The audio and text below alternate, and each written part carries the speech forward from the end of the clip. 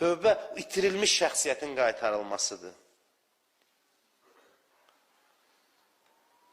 Əgər şəxsiyyətin qaytarmasa necə, cənnətə şəxsiyyətsiz insanlar keçə bilmir, bilirsiniz? Demir, Allah düdyan olmaz. Deyir ki, gəl görüm, gələ bilirsən, keçə bilmirsən, gücün çatmır, qəbul eləyə bilmirsən. Başa düşürsünüz?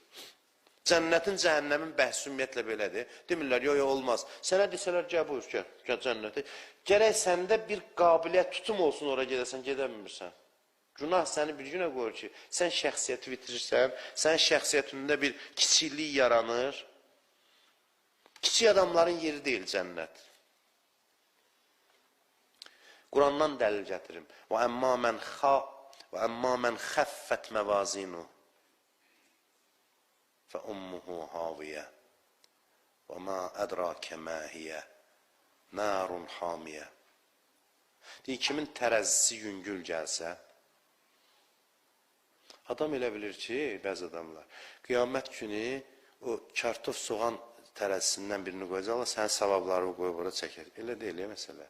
Xəffət məvazinu, tərəzisi yüngül gələn, yəni özü yüngül adam.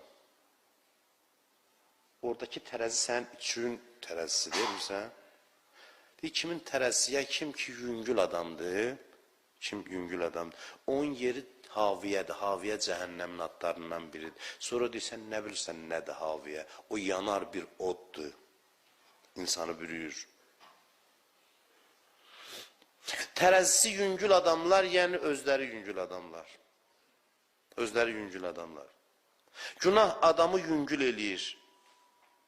Heç kəs saymır qiyamətdə onu.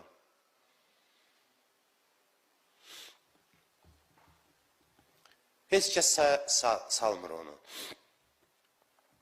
Heç kəs ona dəyər vermir.